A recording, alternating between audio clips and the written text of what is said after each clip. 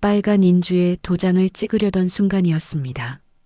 갑자기 문이 쾅 하고 열렸습니다. 잠깐만요. 한 여자가 소리쳤습니다. 선생님, 그거 사인하면 평생 모은 재산 다 뺏깁니다. 내 조카 민규가 벌떡 일어서며 소리쳤습니다. 뭐야? 당신 뭔데 남의 가족 일에 끼어들어? 그 여자가 민규를 쏘아보며 차갑게 말했습니다. 가족? 조카가 삼촌 재산 빼앗는 게 가족이에요? 20억. 내 평생의 가치였습니다. 30년 동안 월급을 모아 산 1층 상가가 재개발로 20억이 된 거였죠. 그런데 지금 내 조카 민규가 그걸 빼앗으려 하고 있었습니다. 도대체 무슨 일이 있었던 걸까요? 3주 전으로 돌아가 보겠습니다. 새벽 5시 휴대폰 알람이 울리기도 전에 눈이 떠졌습니다. 나는 68세 박영철, 더 헤리티지 오피스텔 시설관리 주임입니다. 30년째 같은 시간에 일어나니 몸이 먼저 알아요. 침대에서 일어나 창문을 열었습니다. 11월 새벽 공기가 차갑게 얼굴을 스쳤어요. 아래로 보이는 주차장에는 입주민들의 차가 빽빽하게 서 있었습니다. 벤츠, BMW, 그리고 저 끝에 김 사장의 벤틀리까지 3억짜리 차라고 하더군요. 속으로 중얼거렸습니다. 30년. 저 차들보다 내가 더 오래 이곳을 지켰지. 옷장에서 유니폼을 꺼냈습니다. 빨래를 자주 해서 색이 조금 바랬지만 깨끗하게 다림질되어 있었어요. 가슴팍에 명찰 박영철 주임을 손으로 쓸어봤습니다. 플라스틱이 차가웠어요. 지하 보일러실로 내려가는 계단에선 늘 그 특유의 냄새가 납니다. 녹슨 쇠 냄새와 묵은 기름 냄새, 그리고 습한 콘크리트 냄새가 뒤섞여 있죠. 남들은 코를 막겠지만 나한테는 이게 내 일터의 향수입니다. 보일러 압력계를 보며 혼잣말을 했습니다. 오늘도 정상. 이놈들도 나처럼 늙었지만 아직 쌩쌩하네. 무거운 철문을 열고 들어서면 보일러 세대가 낮게 웅웅거리며 돌아갑니다. 1호기, 2호기, 3호기. 각각 설치된 지 25년, 22년, 18년째입니다. 내가 손수 점검 기록을 남긴 낡은 노트가 벽에 걸려 있었어요. 손바닥으로 1호기 표면을 쓸어봅니다. 미지근한 온기가 손끝으로 전해져요. 압력계 바늘은 정확히 2.5를 가리키고 있습니다. 완벽합니다. 2호기도 3호기도 마찬가지였어요. 다시 속으로 중얼거렸습니다. 내 자식들보다 더 잘 돌봤지. 문득 지난주 아들과의 통화가 떠올랐습니다. 아들이 말했었죠. 아버지, 이제 나이도 있으신데 그만 쉬세요. 그 말이 자꾸 귓가에 맴돌았어요. 하지만 쉬라고? 30년간 이곳을 지켜온 내가, 이 보일러를 누구보다 잘 아는 내가, 그때였습니다. 보일러실 문이 열리는 소리가 들렸어요. 내 조카 민규였습니다. 38살. 금융 컨설턴트라고 명함에 적혀 있지만 나는 그게 뭘 하는 건지 잘 모릅니다. 그저 양복 빳빳하게 입고 다니는 것만 봤죠. 민규는 내 동생의 아들입니다. 동생은 10년 전에 교통사고로 세상을 떠났어요. 그 이후로 민규가 가끔 찾아왔습니다. 명절 때, 생일 때, 그리고 돈이 필요할 때. 비싼 향수 냄새가 보일러실의 기름 냄새와 섞여 이상한 조합을 만들어냈습니다. 민규가 말했습니다. 삼촌, 이 새벽에 벌써 나오셨네요? 나는 대답했습니다. 민규야, 왜 이렇게 일찍? 무슨 일이라도. 민규가 웃으며 말했습니다. 아이고, 삼촌 걱정에 잠이 안 오더라고요. 요즘 재개발 얘기 때문에 온 동네가 시끄럽잖아요. 사기꾼들도 많이 들끓고. 민규의 말이 맞았습니다. 한 달 전부터 오피스텔 주변에 수상한 사람들이 자주 보였어요. 재개발 관련 서류를 들고 입주민들을 찾아다니는 사람들이었죠. 민규가 계속 말했습니다. 삼촌, 이거 선물이에요. 민규가 내민 건 붉은색 한지로 포장된 상자였습니다. 황제의 술이라는 금박 글씨가 번들거렸어요. 상자를 여니 검은색 유리병이 나왔습니다. 뚜껑을 열자 진한 한약재 냄새가 코를 찔렀어요. 인삼, 녹용, 그리고 뭔지 모를 약초 냄새가 섞여 있었습니다. 민규가 설명했습니다. 삼촌 무릎 안 좋으시잖아요. 이거 한 잔씩 드시면 기력 회복에 최고래요. 병 하나에 30만 원짜린데 삼촌 위해서 특별히 구했어요. 속으로 생각했습니다. 30만 원? 내 한 달 식비가 50만 원인데 이 녀석이 갑자기 왜 이래? 하지만 입 밖으로 내지는 못했습니다. 동생의 아들이니까요. 그리고 사실 무릎이 아픈 건 맞았어요. 계단을 오르내릴 때마다 시큰거렸죠. 민규가 덧붙였습니다. 그리고 삼촌, 요즘 재개발 건으로 여기저기서 사기꾼들이 설친다는데 복잡한 서류 같은 건 저한테 다 맡기세요.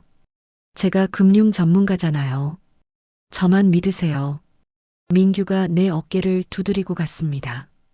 손에 남은 유리병이 묵직했어요.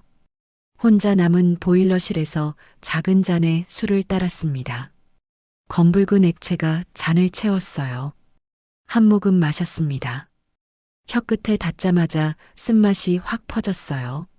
그런데 목구멍을 타고 내려가니 속이 뜨거워지면서 이상하게 나른해졌습니다. 혼잣말을 했습니다.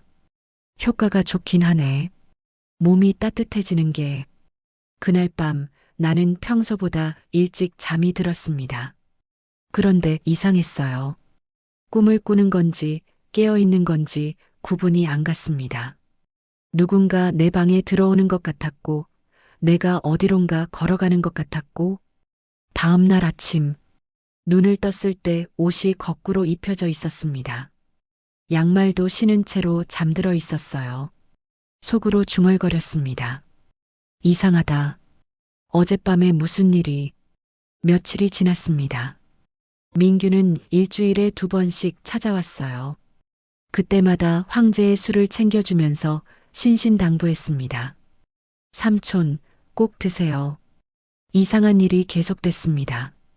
아침에 일어나면 머리가 멍했고 전날 저녁 일이 가물가물했어요. 점심 때 뭘 먹었는지, 누구를 만났는지 기억이 나지 않았습니다. 속으로 생각했습니다. 나이 탓인가? 아니면 정말. 그날은 목요일 밤 10일시였습니다. 여름 장마가 시작됐어요. 빗소리가 로비 유리문을 거칠게 때렸습니다. 우두둑하는 소리가 천둥인지 빗소리인지 구분이 안 갔어요. 평소라면 벌써 잠자리에 들었을 시간인데 오늘은 3층 복도 형광등이 나가서 늦게까지 일했습니다.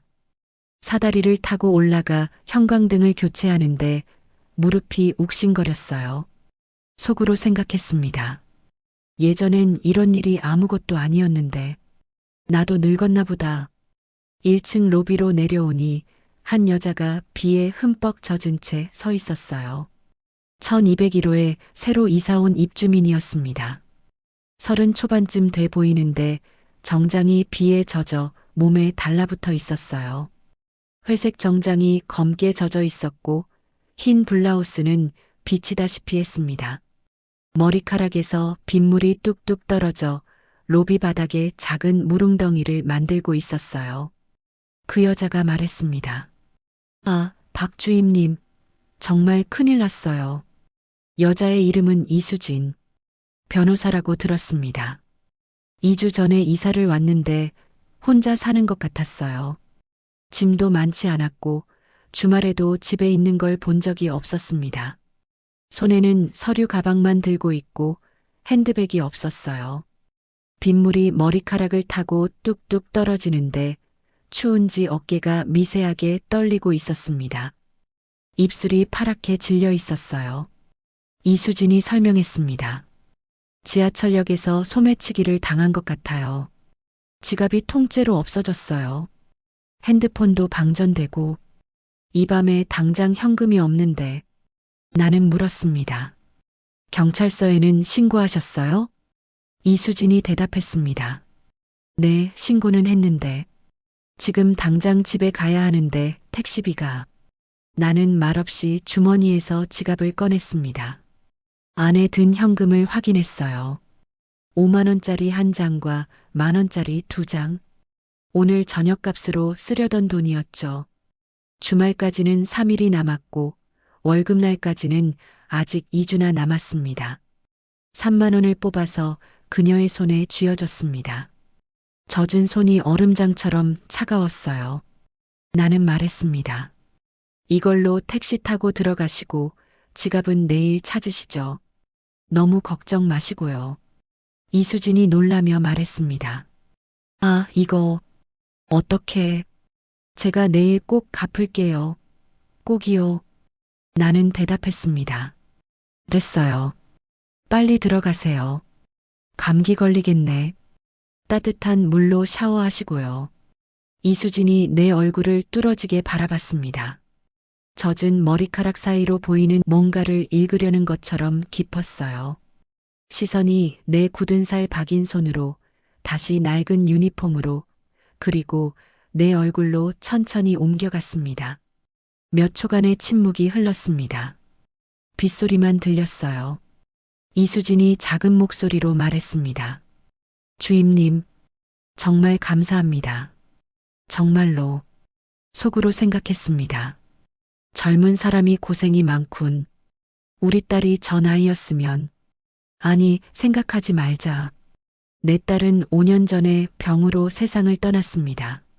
35살이었어요. 이수진과 비슷한 나이였죠. 그녀가 택시를 타고 떠난 뒤 빈 로비에 혼자 남았습니다. 유리문 너머로 빗줄기가 가로등 불빛에 비스듬히 비치고 있었어요. 주머니에 남은 2만 원이 가벼웠습니다. 혼잣말을 했습니다. 내일 점심은 편의점 삼각김밥이나 사 먹어야겠다. 그런데 이상했습니다. 돈이 모자라서 걱정이 되긴 했지만 마음 한편이 따뜻했어요. 오랜만에 누군가를 도왔다는 생각이 들었습니다. 다음 날 아침 관리실 책상 위에 흰 봉투가 놓여 있었습니다. 봉투를 열어보니 3만 원과 함께 작은 쪽지가 들어 있었어요. 어제 정말 감사했습니다. 주임님 같은 분이 계셔서 이 건물이 따뜻한 것 같아요. 마이너스 1201호 이수진. 속으로 중얼거렸습니다. 착한 사람이네. 요즘 같은 세상에. 그 황제의 술을 마신 지 2주가 지났습니다. 민규가 일주일에 2번씩 찾아와서 꼬박꼬박 권했거든요. 이상한 일이 본격적으로 생기기 시작했습니다. 아침에 일어나면 머리가 멍하고 전날 밤 일이 가물가물했어요. 처음엔 나이 탓이려니 했는데 점점 심해졌습니다. 어느 날은 아침에 일어났는데 신발장에 내 구두가 뒤집혀 있었어요. 밤새 밖에 나갔다 온 흔적이었습니다. 하지만 기억이 전혀 나지 않았어요. 속으로 중얼거렸습니다. 어제 저녁에 뭘 먹었더라? 왜 생각이 안 나지? 분명 7시에 밥을 먹었을 텐데. 관리실 동료인 이 대리가 걱정스럽게 물었습니다. 주임님, 요즘 괜찮으세요? 자꾸 같은 말씀을 반복하시고. 어제 출입문 점검하셨냐고 제가 3번이나 여쭤봤는데 나는 대답했습니다. 아, 그랬나? 미안하네. 요즘 잠을 못 자서. 이 대리의 눈빛이 이상했습니다. 동정인지 걱정인지 아니면 경계인지. 그날 밤 나는 침대에 누워 천장을 바라봤습니다. 형광등 불빛이 눈에 아렸어요. 눈을 감으니 어둠 속에서 뭔가가 꿈틀거리는 것 같았습니다. 속으로 생각했습니다. 뭔가 잘못되고 있어. 하지만 뭐가 잘못된 건지 모르겠어. 그날 새벽 5시 반. 평소처럼 지하 주차장을 순찰하고 있었습니다. 습한 공기와 타이어, 고무 냄새가 코를 찔렀어요. 형광등이 지지직 소리를 내며 깜빡거렸습니다. 그때 갑자기 치익 마이너스 하는 소리와 함께 스프링클러가 작동했습니다. 물줄기가 쏟아져 내렸어요. 천장에서 수십 개의 물줄기가 동시에 쏟아졌습니다. 주차장 전체가 순식간에 물바다가 됐어요. 특히 입주민 대표 김 사장의 벤틀리가 완전히 잠겼죠. 속으로 소리쳤습니다. 뭐야? 왜 갑자기? 나는 기계실로 뛰어갔습니다. 제어반을 확인했어요. 수동 작동 버튼이 눌러져 있었습니다. 빨간 LED가 깜빡이고 있었어요. 혼잣말을 했습니다. 이상하다. 내가 이걸 만진 적이 없는데. 2시간 후 관리사무소에 입주민들이 모였습니다. 30명이 넘는 사람들이 빽빽하게 들어차 있었어요. 화난 얼굴들, 비난하는 눈빛들. 김 사장이 노트북을 펼쳐 CCTV를 보여줬어요. 화면 속에는 믿을 수 없는 장면이 있었습니다. 새벽 3시 14분. 누군가 비틀거리며 기계실로 들어갑니다. 걸음걸이가 술 취한 사람처럼 휘청거렸어요. 그 사람이 제어반을 마구 만지더니 스프링클러 수동 작동 버튼을 누릅니다. 카메라가 그 얼굴을 비추는 순간 나는 숨이 멎었습니다. 속으로 절규했습니다. 나야? 말도 안 돼. 저 시간엔 분명 잠을 자고 있었는데. 하지만 화면 속의 그 사람은 분명 나였습니다. 내 유니폼, 내 얼굴, 내 걸음걸이. 모든 것이 나였어요. 김 사장이 소리쳤습니다. 박 주임, 이게 어떻게 된 일이오? 내 차가, 내 3억짜리 차가 완전히 망가졌단 말이오. 한 입주민이 말했습니다. 저거 봐. 완전히 술 취한 거 아니야? 다른 입주민이 말했습니다. 맞아. 요즘 박 주임한테서 술 냄새 난다고 했잖아.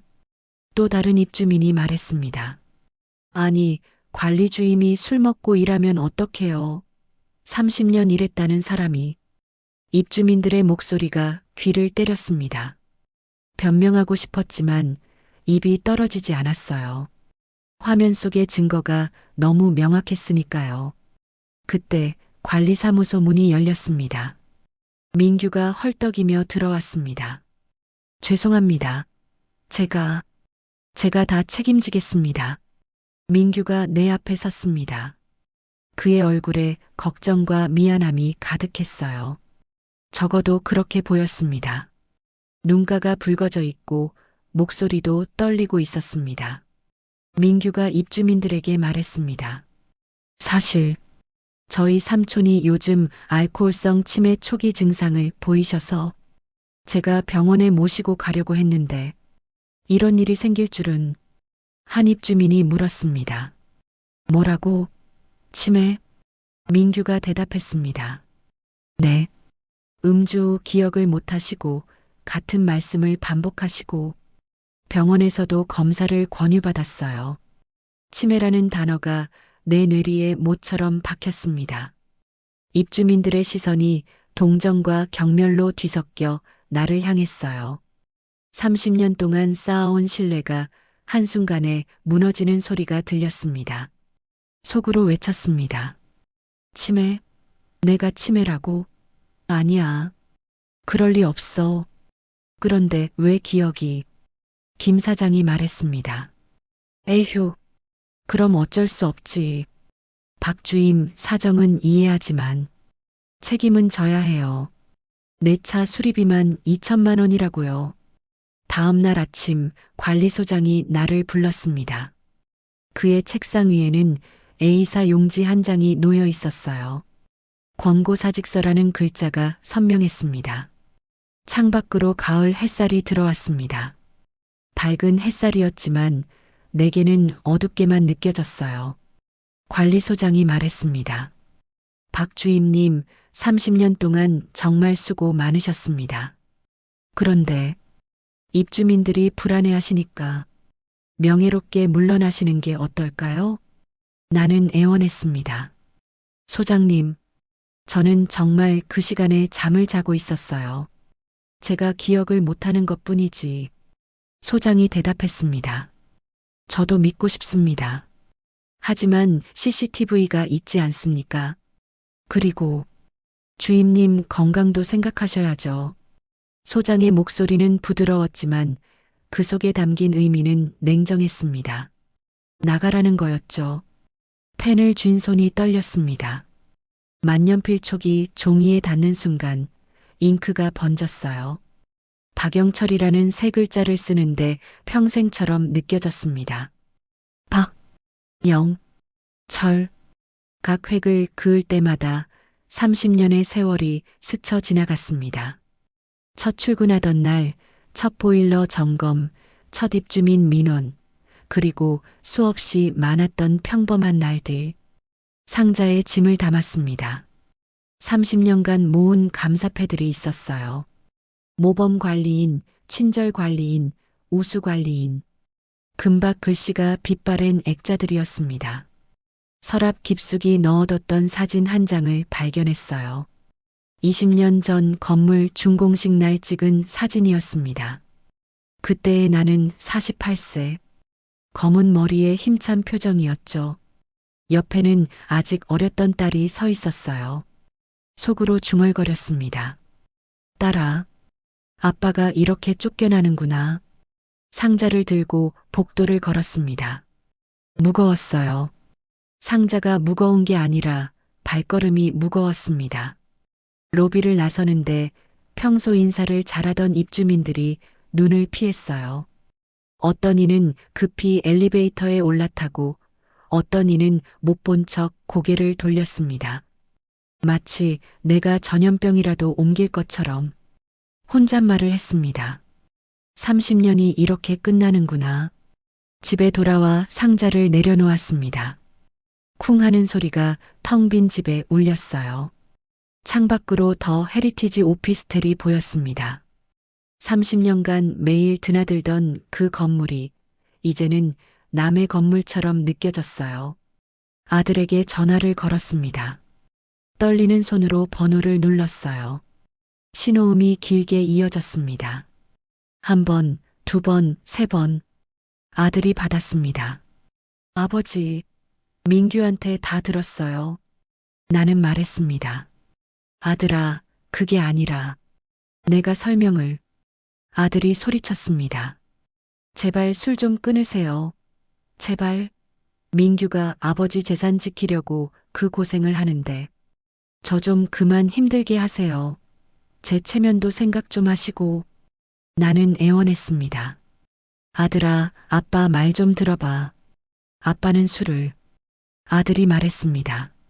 됐어요. 저 이제 아버지 말 안 믿어요. 민규한테 다 맡길 거니까 아버지는 그냥 가만히 계세요. 철컥. 전화가 끊기는 소리가 내 세상이 무너지는 소리처럼 들렸습니다. 수화기를 든 채 한참을 멍하니 있었어요. 전화기에서 뚜마이너스 하는 신호음만 울렸습니다. 완벽하게 혼자가 되었습니다. 30년 직장도 잃었고 아들의 신뢰도 잃었고 입주민들의 존경도 잃었습니다. 혼잣말을 했습니다. 내가 정말 치매인가? 정말 내가 그랬나? 그때 초인종이 울렸어요. 민규였습니다. 얼굴에 걱정이 가득했어요. 아니, 이제 와서 생각해보니 그건 연기였겠죠. 민규가 말했습니다. 삼촌, 괜찮아요? 너무 속상하셨죠? 제가 삼촌 대신 김 사장님께 사과도 하고 왔어요. 나는 말했습니다. 민규야, 나 정말 기억이 안 나. 내가 정말 그랬나? 민규가 대답했습니다. 삼촌, 솔직히 말씀드릴게요. 요즘 정말 심하세요. 어제도 새벽 2시에 저한테 전화하셨는데 똑같은 말을 계속 반복하시고. 민규가 핸드폰 통화 기록을 보여줬습니다. 정말로 새벽 2시 13분에 내가 민규에게 전화한 기록이 있었어요. 속으로 생각했습니다. 이건 내 번호야. 하지만 기억이 민규가 계속 말했습니다. 그래도 집이라도 지켜야죠. 재개발 보상금 20억, 서류 정리해야 해요. 이런 상황에서 사기꾼들한테 당하면 안 되잖아요. 나는 중얼거렸습니다. 20억. 민규가 설명했습니다. 네, 삼촌 1층 상가 보상금이요. 재개발 조합에서 감정가 나왔어요. 20억이래요. 평생 모은 재산이잖아요. 20억. 내 평생의 가치였습니다. 30년 동안 월급을 모아 산 이 1층 상가와 집이 재개발로 20억이 된 거였어요. 민규가 내 어깨를 다독였습니다. 그 손길이 따뜻했어요. 아니, 그때는 그렇게 느꼈습니다. 민규가 말했습니다. 내일 제가 아는 변호사 사무실에 딱 한 번만 가시죠. 삼촌 대신 제가 다 알아서 할게요. 저만 믿으세요. 제가 삼촌 재산 지켜드릴게요. 속으로 생각했습니다. 그래. 20억. 저 돈이라도 지켜서 아들 줘야지. 이제 민규뿐이다. 다음 날 오후 2시 민규가 데려간 곳은 강남의 한 오피스텔 15층이었습니다. 김진호 법무사 사무소라는 간판이 희미하게 보였어요. 엘리베이터에서 내리니 복도가 어두웠습니다. 형광등 몇 개가 꺼져 있었어요. 복도는 담배 냄새와 곰팡이 냄새가 섞여 있었습니다. 벽지도 군데군데 벗겨져 있었고요. 속으로 생각했습니다. 이상하다. 변호사 사무실이 이렇게 허름할 수 있나? 하지만 내 머리는 여전히 멍했습니다. 어젯밤에도 황제의 술을 한 잔 마셨거든요. 민규가 권했죠. 내일 중요한 날이니까 기력 보충하세요. 사무실 문을 열고 들어갔습니다. 안은 에어컨을 너무 세게 틀어놨는지 추웠어요. 공기가 건조해서 목이 칼칼했습니다. 인공적인 냉기와 곰팡이 냄새가 섞여 기분이 나빴어요. 책상 너머에 앉은 김 변호사라는 자는 내 얼굴은 쳐다보지도 않고 서류만 뒤적였습니다. 40대 후반쯤 돼 보이는데 눈 밑에 다크서클이 짙었어요. 김 변호사가 말했습니다. 여기 사인하시고 도장 찍으시면 됩니다. 간단해요. A사 용지가 여러 장 겹쳐 있었습니다.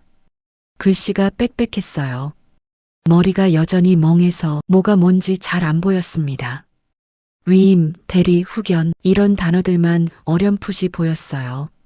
글자들이 흔들리는 것 같았습니다. 초점이 맞지 않았어요. 혼잣말을 했습니다. 이상하다. 눈이 침침하네. 돋보기를 가져올걸. 민규가 설명했습니다. 삼촌, 여기가 재개발 조합에 제출할 위임장이고요. 그리고 이건 삼촌 건강이 안 좋으시니까 제가 재산 관리 좀 도와드리는 서류예요. 나는 물었습니다. 재산 관리? 민규가 대답했습니다. 네, 요즘 사기꾼들이 많잖아요. 제가 금융 전문가니까 삼촌 재산 지켜드릴게요. 걱정 마세요. 민규가 빨간 인주를 내 앞에 밀었습니다. 인주 특유의 기름 냄새가 코를 찔렀어요. 손가락에 묻으면 잘 안 지워지는 그 기름진 냄새였습니다. 민규가 말했습니다. 여기, 그리고 여기 도장만 찍으시면 돼요. 그럼 삼촌은 아무것도 신경 쓸 필요 없어요. 제가 다 알아서 할 테니까 속으로 생각했습니다. 무슨 서류인지 눈에 들어오지도 않는다. 내가 정말 치매인가? 그냥 다 맡기고 쉬고 싶다. 손이 덜덜 떨렸습니다. 인감도장을 집어들었어요. 도장이 유난히 무겁게 느껴졌습니다. 빨간 인주의 도장을 찍으려고 내리는 바로 그 순간 잠깐만요.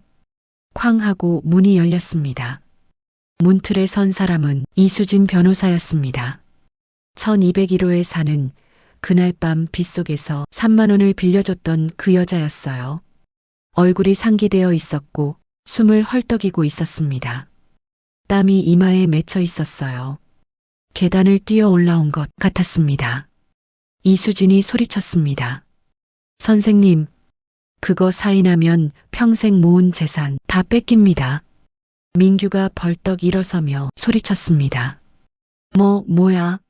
당신 뭔데? 남의 가족 일에 끼어들어.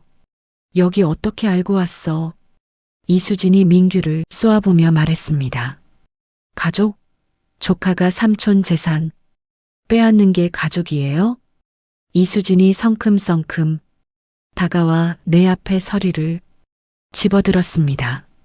빠르게 내용을 훑어보더니 얼굴이 하얗게 질렸어요.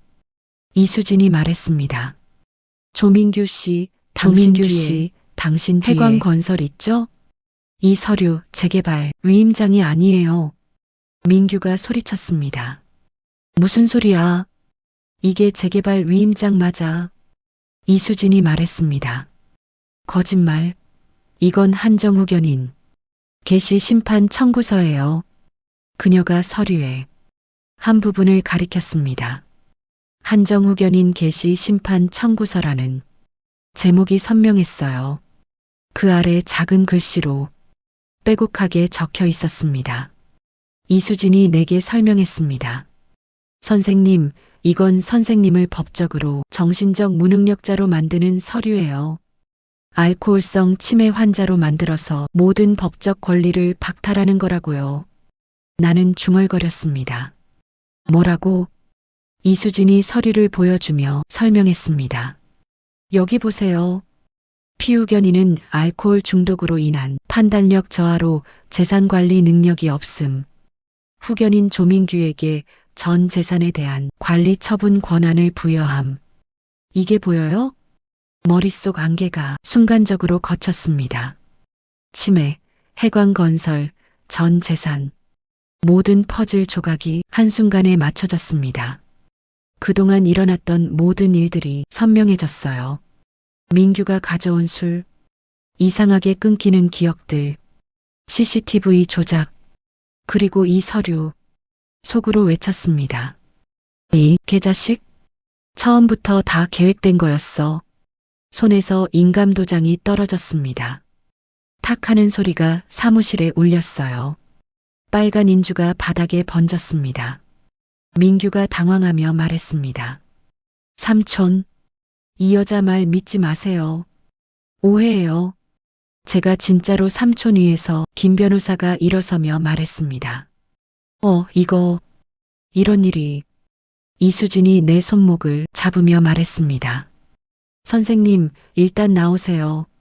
여기서 더 있으면 위험해요. 이 사람들 해광건설 사기 조직이에요. 이수진이 내 팔을 잡아 끌었습니다. 그녀의 손이 차갑고 단단했어요. 민규가 내 다른 팔을 붙잡았습니다. 삼촌, 가면 안 돼요. 이 여자가 삼촌 재산 노리는 거예요. 이수진이 소리쳤습니다. 놓으세요. 경찰 불렀어요. 복도로 나왔습니다. 민규의 외치는 소리를 뒤로 하고 계단을 내려갔습니다. 이수진이 내 팔을 꽉 잡고 있었어요. 복도를 달리면서 내 심장이 30년 만에 이렇게 빨리 뛰는 것을 느꼈습니다. 숨이 턱까지 차올랐지만 이상하게 머리는 점점 맑아졌어요. 이수진의 사무실은 아담했지만 깔끔했습니다. 벽에는 변호사 자격증과 각종 상장들이 걸려 있었어요. 우수 변호사상, 공익활동 우수상, 차를 한 잔 내어주는데 손이 미세하게 떨리는 게 보였습니다. 따뜻한 녹차 향이 코를 찔렀어요. 이수진이 말했습니다. 선생님, 일단 이거 드세요. 진정하시고. 나는 물었습니다. 어떻게 알았어요? 내가 거기 있는 걸. 이수진이 핸드폰을 꺼내 보여줬습니다. GPS 추적 앱이 켜져 있었어요. 이수진이 설명했습니다.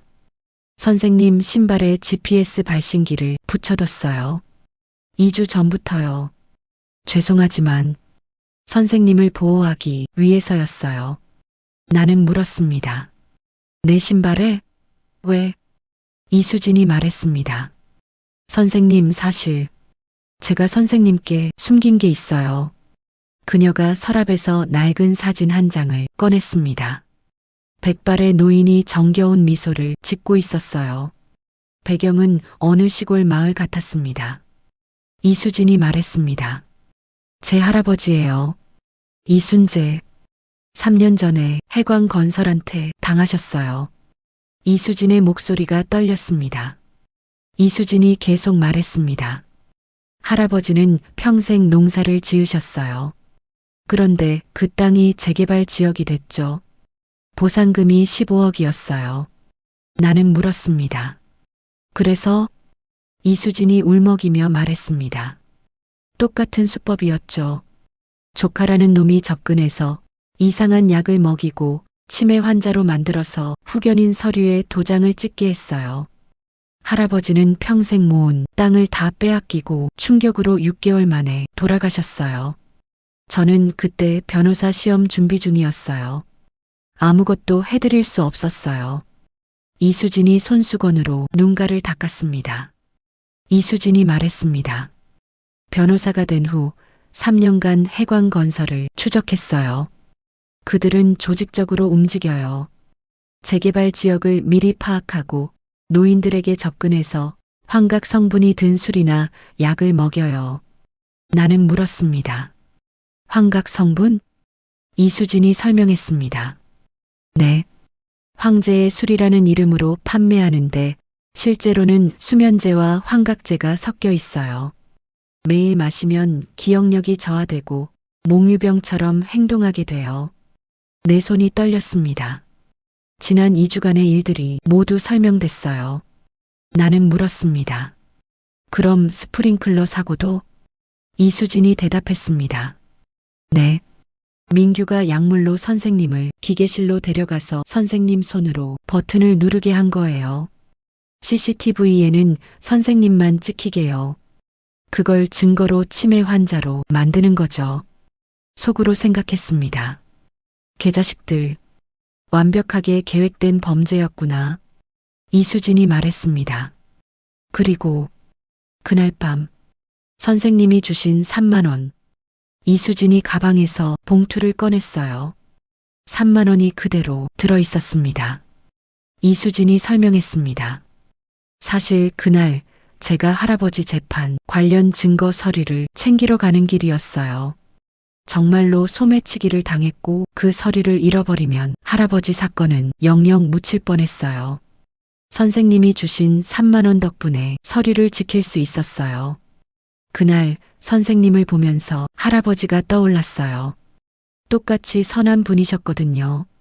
그래서 이번엔 꼭 지켜드려야겠다고 다짐했어요. 이수진이 책상 서랍에서 파일 하나를 꺼냈습니다. 해광건설 사기 조직 증거 자료라고 적혀 있었어요. 이수진이 말했습니다. 3년간 모은 증거예요. 피해자 명단 43명, 녹취록, 은행 거래 내역. 하지만 결정적인 증거가 부족했어요. 나는 물었습니다. 결정적인 증거? 이수진이 대답했습니다. 현장에서의 자백이요. 범죄를 저지르는 순간의 증거가 필요해요. 이수진이 만년필 하나를 꺼냈습니다. 겉보기엔 평범한 몽블랑 만년필이었어요. 이수진이 설명했습니다. 이건 초소형 녹음기예요. 최대 4시간 녹음이 가능하죠. 내일 재개발 조합 총회가 열려요. 거기서 민규와 해광건설의 자백을 받아내야 해요. 나는 물었습니다. 어떻게요? 이수진이 대답했습니다. 선생님께서 미끼가 되어 주셔야 합니다. 이수진이 계획을 설명했습니다. 선생님이 치매에 걸린 척, 그들 말을 다 믿는 척하면서 민규를 만나세요. 그리고 재산을 넘기겠다고 하세요. 그럼 민규가 방심해서 진실을 말할 거예요. 나는 말했습니다. 하지만 내가 그렇게 연기를 잘할 수 있을까? 이수진이 대답했습니다. 할 수 있어요. 선생님은 30년간 보일러를 돌리셨잖아요. 매일 같은 시간에 정확하게, 완벽하게 그 끈기와 정확성이면 충분해요. 나는 이수진의 눈을 바라봤습니다. 그 눈에는 할아버지를 잃은 슬픔과 복수의 의지가 타오르고 있었어요. 속으로 생각했습니다. 두렵지 않다. 내 30년 세월을 걸고 저놈들을 내 손으로 잡는다. 다음 날 오전 나는 일부러 민규를 찾아갔습니다. 만년필은 양복 안주머니에 넣고 녹음 버튼을 눌렀죠. 민규는 강남의 한 카페에서 나를 기다리고 있었습니다. 비싼 양복을 입고 고급 시계를 차고 있었어요. 나는 일부러 흐리멍텅하게 말했습니다. 민규야, 나 요즘 자꾸 깜빡깜빡해. 어제도 뭘 했는지 기억이 안 나고. 민규가 대답했습니다. 괜찮아요, 삼촌. 그래서 제가 있는 거잖아요. 제가 다 처리해 드릴게요. 나는 말했습니다. 그 20억. 다 내가 알아서 해. 나는 이제 너밖에 없다. 민규의 얼굴에 미소가 번졌습니다. 승리를 확신한 듯한 미소였어요. 민규가 흥분하며 말했습니다. 정말요? 삼촌 정말 나한테 다 맡기는 거죠? 사실 해광건설 김 부장님이 삼촌 1층 상가 20억 보상금 말고 현금 5억에 넘기라고 하는데 나는 물었습니다. 5억? 20억짜리를? 민규가 대답했습니다. 네, 금매로요. 그럼 삼촌한테는 1억만 드리고 나머지 4억은 제가, 물론 제가 관리하는 거예요. 삼촌 노후 자금으로요. 나는 말했습니다. 그래, 내가 다 알아서 해라. 민규가 덧붙였습니다. 그리고 내일 총회에서 후견인 승인만 받으면 끝이에요. 참. 삼촌이 술 드신 것처럼 연기 좀 해주세요. 비틀거리고 말 좀 더듬고 그럼 입주민들이 확실하게 믿을 거예요. 만년필이 모든 것을 녹음하고 있었습니다.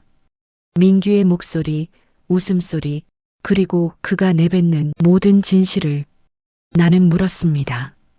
그런데 민규야, 그 황제의 술 정말 좋더라. 그거 어디서 구했어? 민규가 웃으며 대답했습니다. 그거요? 해광건설에서 특별히 만든 거예요. 효과 좋죠? 계속 드시면 정말로 치매 비슷해져요. 민규가 웃었습니다. 거리낌 없이 자신만만하게. 속으로 생각했습니다. 녹음 잘 되고 있지? 이 개자식의 목소리가 잘 녹음되고 있지? 재개발조합 총회장, 더 헤리티지 오피스텔, 대강당이었습니다. 300명의 입주민이 빽빽하게 앉아 있었어요. 단상에는 해광건설 현수막이 걸려 있었습니다. 빨강과 금색으로 번쩍이는 로고가 오만해 보였어요. 단상 옆에는 해광건설 임원들이 앉아 있었습니다. 검은 양복을 입은 사람들이 팔짱을 끼고 있었어요. 민규가 단상에 올라갔습니다. 검은 양복이 조명 아래서 번들거렸어요. 눈가를 붉히는 연기까지 했습니다. 민규가 마이크를 잡고 말했습니다. 안타까운 소식을 전해드립니다. 저희 삼촌 박영철님께서는 안타깝게도 알코올성 치매로 거의 판단 능력을 잃으셨습니다. 입주민들이 웅성거렸습니다. 에휴, 안 됐네. 30년이나 일했는데. 민규가 계속 말했습니다. 법적 후견인인 제가 삼촌의 모든 재개발 권한을 해광건설에 위임하기로 했습니다. 이것이 삼촌을 위한 최선의 선택이라고 판단했습니다. 해광건설 김 부장이 만족스러운 표정으로 고개를 끄덕였습니다. 그 순간이었습니다. 나는 문을 박차고 들어서며 소리쳤습니다. 내가 언제 치매에 걸렸다는 거냐? 총회장 문이 쾅 열렸습니다. 나는 30년간 입었던 시설관리 유니폼을 깨끗하게 다려입고 있었어요. 등을 곧게 펴고 단상을 향해 걸어갔습니다. 300명의 시선이 나를 향했어요. 놀라움, 당황, 그리고 기대가 섞인 눈빛들이었습니다. 민규가 당황하며 말했습니다. 삼촌, 왜 이러세요? 진정하세요. 나는 소리쳤습니다. 진정? 30년간 이 건물을 지켜온 내가 내 놈한테 속아 넘어갈 것 같았냐? 이수진이 단상 옆 스크린 조작대로 다가갔습니다. USB를 꽂더니 녹음 파일을 재생시켰어요. 스피커에서 민규와 내 목소리가 또렷하게 울려 퍼졌습니다. 민규의 목소리가 들렸습니다. 해광건설 김 부장님이 삼촌 1층 상가 20억 보상금 말고 현금 5억에 넘기라고 삼촌한테는 1억만 드리고 나머지 4억은 제가. 총회장이 술렁였습니다. 해광건설 김 부장이 얼굴이 하얗게 질렸어요. 녹음이 계속 재생됐습니다. 내 목소리가 들렸습니다. 그런데 민규야, 그 황제의 술 정말 좋더라. 민규의 목소리가 들렸습니다. 해광건설에서 특별히 만든 거예요. 계속 드시면 정말로 치매 비슷해져요. 한 입주민이 소리쳤습니다. 뭐야? 그럼 약물로 일부러 치매 만든 거야? 다른 입주민이 말했습니다. 20억을 5억에 넘기라고? 이거 완전 사기잖아. 이수진이 마이크를 잡고 말했습니다. 여러분, 조민규는 황제의 술이라며 환각 성분이 든 약물을 박영철 선생님께 먹였습니다. 고의로 치매 증상을 유발한 거죠. 이수진이 스크린에 증거 서류들을 띄웠습니다. 약물 성분 분석표, GHB 물봉화 수면제, 성분이 검출됐다는 국립과학수사연구원, 감정서, 의사소견서, 환자는 약물 투여 중단 후 72시간 만에 정상인지 기능 회복됨, 그리고 CCTV 조작 정황, 스프링클러 사고 당일 민규가 나를 부축해서 기계실로 데려가는 다른 각도의 영상. 한 입주민이 물었습니다. 뭐야? 그럼 그날 스프링클러 사고도? 이수진이 대답했습니다. 네, 민규가 약물로 정신을 몽롱하게 만든 뒤 박영철 선생님을 기계실로 데려가 조작한 겁니다. 여기 다른 각도 CCTV를 보시면 민규가 뒤에서 선생님의 손을 잡고 버튼을 누르게 하는 게 보입니다. 스크린에 영상이 재생됐습니다. 흐릿하지만 민규가 내 손을 잡고 버튼을 누르게 하는 장면이 선명했어요. 민규가 발악하며 소리쳤습니다. 아니야. 이건 조작이야. 이수진이 말했습니다. 조작? 그럼 이것도 조작인가요? 이수진이 또 다른 파일을 열었습니다. 은행 거래 내역이 스크린에 떴어요. 이수진이 설명했습니다. 해광건설에서 민규 씨 계좌로 넘어온 돈 1차 500만 원, 2차 1000만 원, 3차 2천만 원, 총 3,500만 원이 컨설팅 비용이라는 명목으로 입금됐습니다. 김 부장이 벌떡 일어서며 소리쳤습니다. 이건 정당한 컨설팅 비용이야. 이수진이 물었습니다. 정당한 컨설팅? 그럼 다른 피해자 43명에게도 똑같이 컨설팅 하신 건가요? 이수진이 마지막 파일을 열었습니다. 피해자 명단 43명에 얼굴이 스크린을 가득 채웠어요. 70대 할머니, 80대 할아버지, 60대 아저씨, 모두 재개발 지역의 노인들이었습니다. 이수진이 말했습니다. 이분들 모두 똑같은 수법으로 당하셨어요. 황제의 술, 치매 진단, 후견인 지정, 그리고 재산 강탈. 총 피해액은 380억 원에 달합니다. 총회장이 웅성거렸습니다. 누군가 경찰 불러 사기꾼들 하고 외쳤어요. 바로 그때 경찰들이 들이닥쳤습니다. 미리 이수진이 신고해둔 거였죠. 민규와 김 부장, 그리고 해광건설. 임원 3명에게 수갑이 채워졌어요. 철컥하는 소리가 총회장에 울렸습니다. 민규가 발악하며 울부짖었습니다. 삼촌, 삼촌, 제가 잘못했어요. 한 번만 용서해 주세요. 제발. 민규가 울부짖었습니다. 진짜 눈물이 흐르고 있었어요. 하지만 이미 늦었습니다. 나는 민규를 내려다봤습니다. 수갑에 묶인 그의 손이 떨리고 있었어요. 나는 차갑게 말했습니다. 민규야, 내 아버지, 내 동생이 살아있었으면 얼마나 슬퍼했을까. 내가 이렇게 될 줄 알았으면 차라리 태어나지 말았어야 했다. 민규가 고개를 떨어뜨렸습니다. 경찰차가 떠나는 것을 지켜봤습니다. 빨간 경광등이 멀어져 갔어요. 입주민들이 하나둘 다가와 내 손을 잡았습니다. 한 입주민이 말했습니다. 박 주임님, 정말 죄송했습니다. 우리가 너무 경솔했어요. 다른 입주민이 말했습니다. 30년간 우리를 지켜주셨는데 우리가 의심한 게. 김 사장이 말했습니다. 주임님, 벤틀리 수리비 제가 잘못 청구했습니다.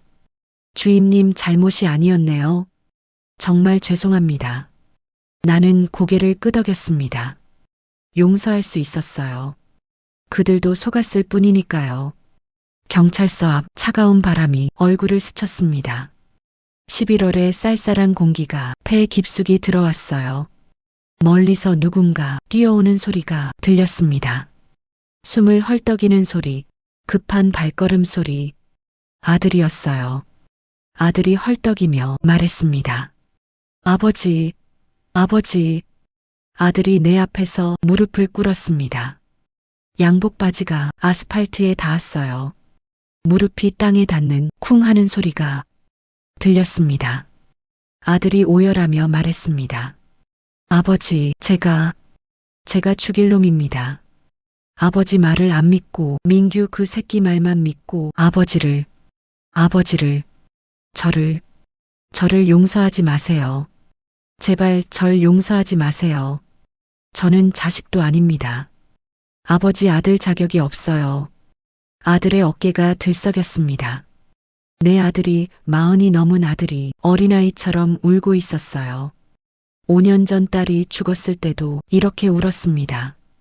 그때도 땅에 무릎 꿇고 하늘을 보며 울부짖었었죠. 나는 말없이 아들의 어깨에 손을 올렸습니다.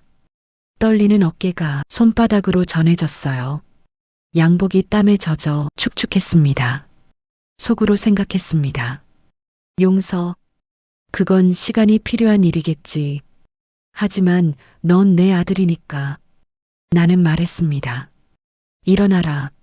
아들이 말했습니다. 아버지. 나는 말했습니다. 일어나라고 했다. 아들이 아버지 앞에서 무릎 꿇는 모습 보기 싫다. 아들이 천천히 일어났습니다. 얼굴이 눈물범벅이었어요. 나는 말했습니다.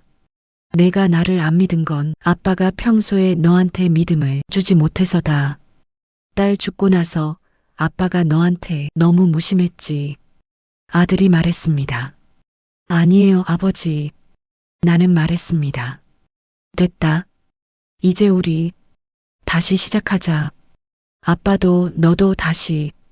아들이 내 품에 안겼습니다. 40년 만에 처음 느끼는 아들의 체온이었어요. 그때 이수진이 다가왔습니다. 이수진이 말했습니다. 선생님, 좋은 소식이 있어요. 그녀가 서류를 보여줬습니다. 이수진이 설명했습니다. 해광건설이 이번 사건으로 압수수색을 받았어요. 그룹 전체가 수사 대상이 됐고 민규 배우의 사기 조직 전체가 일망타진됐습니다. 나는 물었습니다. 다른 피해자들은? 이수진이 대답했습니다. 43명 모두 재산을 되찾을 수 있게 됐어요. 선생님 덕분에요. 선생님이 용기 내주셔서 증거를 확보할 수 있었으니까요. 가슴이 뭉클했습니다. 내 싸움이 다른 43명을 구한 거였어요. 이수진이 덧붙였습니다. 그리고 입주민 대표회에서 만장일치로 선생님 복직을 결정했대요. 그리고 그동안의 일에 대해 공식 사과도 하고 싶다고. 나는 물었습니다. 복직? 이수진이 대답했습니다. 네. 30년 경력이 어디 가나요? 선생님이 계셔야 건물이 돌아간다고 다들 말씀하시더라고요. 일주일 후 새벽 5시 다시 휴대폰 알람이 울리기 전에 눈이 떠졌습니다. 몸이 먼저 기억하고 있었어요. 옷장에서 깨끗하게 다림질한 시설관리 유니폼을 꺼냈습니다. 바지를 입고 셔츠를 입고 마지막으로 명찰을 달았어요. 박영철 주임. 거울을 봤습니다. 68세의 얼굴이 비쳤어요. 주름이 깊었지만 눈빛만은 또렷했습니다.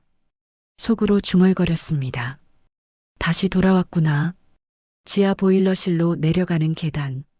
여전히 그 냄새가 났습니다. 녹슨 쇠 냄새, 묵은 기름 냄새, 습한 콘크리트 냄새. 하지만 이번엔 달랐어요. 이제는 그것이 내 냄새라는 것을 확실히 알았으니까요. 이곳이 내가 지켜야 할 곳이라는 것을 30년이 헛되지 않았다는 것을 알았으니까요. 철문을 열고 보일러실에 들어갔습니다. 보일러 세대가 낮게 웅웅거리며 돌아가고 있었어요. 보일러 1호기에 손을 올렸습니다. 미지근한 온기. 압력계는 정확히 2.5. 혼잣말을 했습니다. 오래 못 봤다, 이놈들아. 보고 싶었어? 이상하게 눈가가 뜨거워졌습니다. 보일러를 쓰다듬는 손에 힘이 들어갔어요. 한 입주민이 계단에서 내려오며 말했습니다. 박 주임님, 다시 뵈니 반갑습니다. 나는 대답했습니다. 아, 네. 좋은 아침입니다. 다른 입주민이 말했습니다. 주임님, 그동안 정말 죄송했어요. 우리가 너무 경솔했어요. 나는 말했습니다. 괜찮습니다. 다들 속은 거니까요. 관리실로 돌아와 의자에 앉았어요. 책상 위에는 복직 통지서와 함께 입주민들이 모은 사과문이 놓여 있었습니다. 그리고 통장도 하나 있었어요. 잔고를 확인했습니다. 20억 1천만 원. 1천만 원은 입주민들이 모은 위로금이었습니다. 속으로 생각했습니다. 돈이 뭐가 중요한가? 내가 지킨 건 이 자리, 이 일, 이 자부심이지. 그리고 책상 서랍을 열었습니다. 그 안에는 이수진이 준 작은 액자가 있었어요. 사진 속에는 이수진의 할아버지가 웃고 있었습니다. 그리고 그 옆에 내 사진을 나란히 붙여놨어요.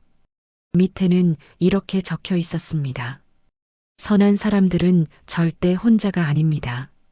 마이너스 손녀 이수진 올림. 속으로 중얼거렸습니다. 그래, 혼자가 아니었구나. 창밖으로 동이 트기 시작했습니다. 주황색 햇살이 보일러실 작은 창문으로 비스듬히 들어왔어요. 평생을 바친 내 30년 세월이 하마터면 종이 쪼가리 하나에 날아갈 뻔했습니다. 사람들은 20억짜리 집을 지켰다고 하지만 내가 정말 지킨 것은 돈이 아니었습니다. 그것은 30년간 매일 새벽 5시에 울리던 내 알람 소리였고 내 손에 박인 굳은 살의 자부심이었고 이 보일러들과 함께 보낸 시간들이었습니다. 그리고 선한 마음을 지키는 것이 결국 나를 구한다는 진리였습니다. 빗속에 3만 원이 돌아와 20억과 명예와 자부심이 되었습니다. 나는 내일 새벽에도 어김없이 이 기계를 돌릴 것입니다. 왜냐하면 그게 바로 나니까요. 박영철, 68세, 더 헤리티지 오피스텔 시설관리 주임, 30년 차, 그리고 스스로를 지켜낸 사람.